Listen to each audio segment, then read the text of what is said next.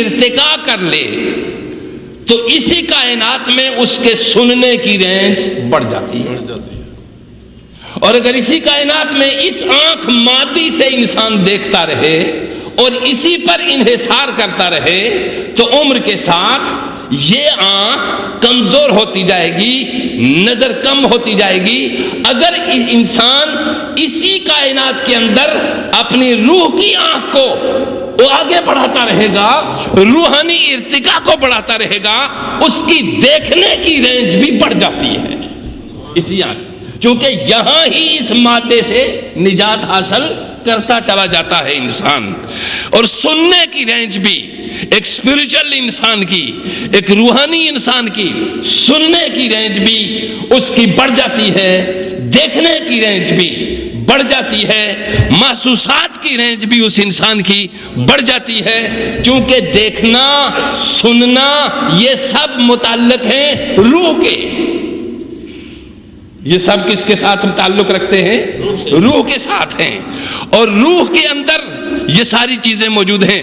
جس انسان نے یہاں اپنی روح کو ارتقائی مراحل اور ارتقائی مدارج طے کر لیے، آپ نے دیکھا نہیں کہ یہیں بیٹھے بیٹھے لوگ دور دراز کی باتیں سنتے ہیں، یہیں بیٹھے ہوئے لوگ دور دراز دیکھتے ہیں، یہیں بیٹھے ہوئے لوگ آسمانی بلندیوں پہ عرش حق تک نگاہ رکھتے ہیں، لوح محفوظ کو دیکھتے ہیں، یہیں بیٹھے ہوئے لوگ تحت الثری تک بھی دیکھتے ہیں، یہیں بیٹھے ہوئے لوگ مادہ، ضرور وجہ کیا ہوتی ہے کہ مادہ اور اس کے خصائص الگ ہیں، روح اور اس کے متعلقات الگ ہیں۔ مادے اور اس کی خصلت الگ ہے، روح اور اس کے خصائل الگ ہیں، اور اس کی تمام چیزیں الگ ہیں۔ تو روحانیت انسان کو بلند تر مرتبہ عطا کرتی ہے۔ اب روحانیت کے حصول کے ذرائع کیا ہوتے ہیں، یہ بہت طویل گفتگو ہماری اس پہ ہوتی رہتی ہے، مگر یوں سمجھیے کہ ہم سے جو شخص الگ ہوا، وہ چونکہ ہم اس مادی آنکھ سے دیکھتے ہیں، لہذا ہم نے اس کے جسم کو دیکھنا ہے، لہذا ہم نے اس کے کس کو دیکھنا ہے؟ جسم کو دیکھنا ہے۔ جسم مادے کی جس جگہ سے لیا تھا وہ وہیں رکھ دیا گیا۔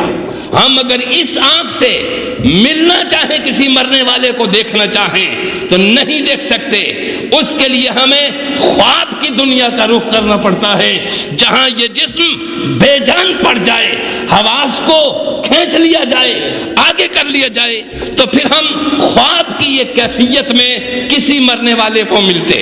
توجہ دیجیے، لیکن یاد رکھیے انسان، روح انسانی مرنے کے بعد آزاد ہوتی ہے، روح انسانی مرنے کے بعد آزاد ہوتی ہے۔ مثلا ہر مرنے والے انسان کے لیے روح اس کی آزاد، بدن سے اس کا تعلق موجود رہتا ہے، جس طرح سورج کا اور اس کی کرنوں کا تعلق جہاں اس نے اثر کرنا ہوتا ہے اس کے ساتھ موجود رہتا ہے۔ اگر خود سورج رات کو غائب رہتا ہے تو اپنی ہی دی ہوئی روشنی کی وجہ سے چاند کی ڈیوٹی لگتی ہے کہ وہ دوسرا اثر وہ ڈالے گا اس کو۔ چاند کے پاس اپنی کوئی روشنی نہیں ہوتی، وہ سورج سے اخذ کرتا ہے، تو جو عمل چاند کی اس روشنی نے رات کو کرنا ہے وہ رات کو دی ہوئی روشنی ہوتی ہے، وہ دن کو سورج سے لی ہوئی روشنی ہوتی ہے، اور پھر رات کو وہ ڈیوٹی سر انجام دیتا ہے۔ عالم ہو یا فاضل، شیخ ہو یا کوئی فقیر ہو یا کوئی، کسی کے پاس اپنی روشنی نہیں ہوتی، ہر ایک جو بھی شخص ہوتا ہے اس سے مدینے کے سورج سے لی ہوئی روشنی ہوتی ہے، جو راتوں کو بھی چمکتی ہے اور دنوں کو بھی چمکتی ہے۔ توجہ دیجیے، وہ مدینے کے تاجدار جناب محمد مصطفیٰ سے لیا ہوا نور ہوتا ہے، مصطفیٰ کریم کا لیا ہوا نور وہ چمکتا ہے سینوں کے اندر۔ تو حضور علیہ الصلوۃ والسلام آپ کی سیرت طیبہ، آپ کے اسوہ حسنہ میں ایک تو عمل انسان کا وہ ہوتا ہے جو اسلام سے متعلق ہوتا ہے، ایک عمل انسان کا وہ ہوتا ہے جو ایمان سے متعلق ہوتا ہے، اور ایک عمل انسان کا وہ ہوتا ہے جو احسان سے متعلق ہوتا ہے. یعنی اسلامی عمل، ایمانی اعمال، اسلامی اعمال اور احسانی اعمال. وہ اعمال جو احسان کی انتہائی سطح پہ انسان کرتا ہے، اور وہ اعمال جو ایمان کے کمال کی صورت میں کرتا ہے، اور وہ اعمال جو انسان کلمہ طیبہ پڑھنے کے بعد نماز، فرائض، ان چیزوں کی پابندی کے بعد جو چیز حاصل کرتا ہے، یہ چیزیں تینوں سٹیج پہ تینوں طرح کے درجات انسان کے اندر بلند کرتے ہیں. اسلام کے اعمال انسان کو دنیا کے سامنے، انسانوں کے سامنے تمام تر وہ قوانین جو ایک انسان کے لیے ضروری ہوتے ہیں وہ سارے کے سارے اس پہ لاگو ہوتے ہیں. یعنی ایک شخص اگر نماز نہیں پڑھتا، روزہ نہیں رکھتا، حج نہیں کرتا، یا ان ساری چیزوں کا انکار کرتا ہے، یا غفلت کے سبب سے نہیں کرتا، یا سستی کے سبب سے نہیں کرتا، یا انکار کرتا ہے، تو گویا یہ ساری چیزیں جتنی بھی ہوں گی یہ اسلام کے اعمال ہیں. نماز پڑھتے ہوئے آپ کو کوئی دیکھے گا، روزہ رکھتے ہوئے آپ کو کوئی دیکھے گا، حج کرتے ہوئے آپ کو کوئی دیکھے گا. ہر وہ نظر، وہ عمل جو آپ کا نظر آئے وہ اسلام سے متعلق ہوتا ہے، اور وہ جو مخفی ہو وہ ایمان سے متعلق ہوتا ہے. وہ جو مخفی ہو وہ کس سے متعلق ہوتا ہے؟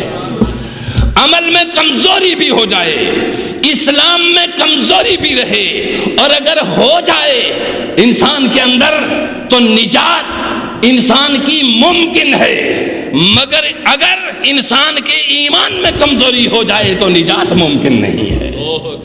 ایمان کی کمزوری نجات نہیں ممکن ہوئی. باقی تمام چیزوں کا کچھ کا تعلق، مثلا اب ہم یہ دیکھتے ہیں کہ ایمان کا تعلق کس چیز کے ساتھ ہے. تو ہر نیت کرتے ہیں آپ، اس کا تعلق کس کے ساتھ ہے؟ آپ کے ایمان کے ساتھ ہے، قلب کے ساتھ ہے. اللہ کی توحید کا اقرار کرتے ہیں تو اس کا تعلق کس کے ساتھ ہے؟ قلب کے ساتھ. آپ اس پہ عمل پیرا ہوں، یعنی اقرار زبان سے ہوتا ہے، یہ اسلام ہے، اور دل میں توحید کا موجود ہونا یہ ایمان ہے. زبان سے اقرار کرنا یہ اسلام ہے، اور اندر توحید کا موجود ہونا یہ ایمان ہے. اور اس ایمان کے مطابق آپ کے اعمال کا بدل جانا اور خصائل و عادات کا بدل جانا یہ احسان ہے. یہ کیا ہے؟ احسان ہے. فلاں آدمی بڑا محسن ہے. محسن کس درجے پہ وہ جا کے بنتا ہے؟ دیکھیے، ایک آپ کی سخاوت ہے، ایک آپ کی کیا ہے؟ سخاوت ہے. ایک آپ کا ایثار ہے، اور ایک آپ کا احسان ہے. توجہ دیجیے، فرق دکھائے، میں آپ کو بتاتا ہوں. سخاوت یہ ہے کہ میرے پاس کچھ ہے، 1000 روپیہ ہے. سخاوت یہ ہے کہ میں یہ چاہتا ہوں کہ میں اپنی ضروریات کو پورا کرنے کے ساتھ میں اس میں سے 100 روپیہ علامہ غلام جیلانی صاحب کو دے دوں. یہ میری سخاوت ہوگی کہ میں نے کچھ انہیں عطا کیا یا انہوں نے مجھے دیا، تو یہ ہماری کیا ہوگی؟ سخاوت ہوگی. ایثار یہ ہوا کہ میری جو ضرورت ہے میں اس کو محدود کر کے ان کے اوپر زیادہ تر خرچ کر دوں، یہ میرا ایثار ہوگا. احسان کیا ہوگا؟ میں اپنی ساری ضرورتوں کو دبا کے، بھوک محسوس ہوتی ہے مجھے تو ہوتی رہے، پیاس محسوس ہوتی ہے تو ہوتی رہے، ضرورت میری ہوتی ہے تو ہوتی رہے، میں اپنی ساری ضرورتوں کو یکساں دبانے کے بعد میں اپنا جو بھی سب کچھ ہے وہ نکال کر ان کو دے دیتا ہوں. یہ احسان ہے. یہ کیا ہے؟ احسان ہے. یہ احسان ہوگا. احسان یعنی سخاوت کے بدلے میں پھر بھی کوئی ریٹرن ہوتا ہے، اور ایثار کے بدلے میں پھر بھی کوئی ریٹرن کی امید ہوتی ہے.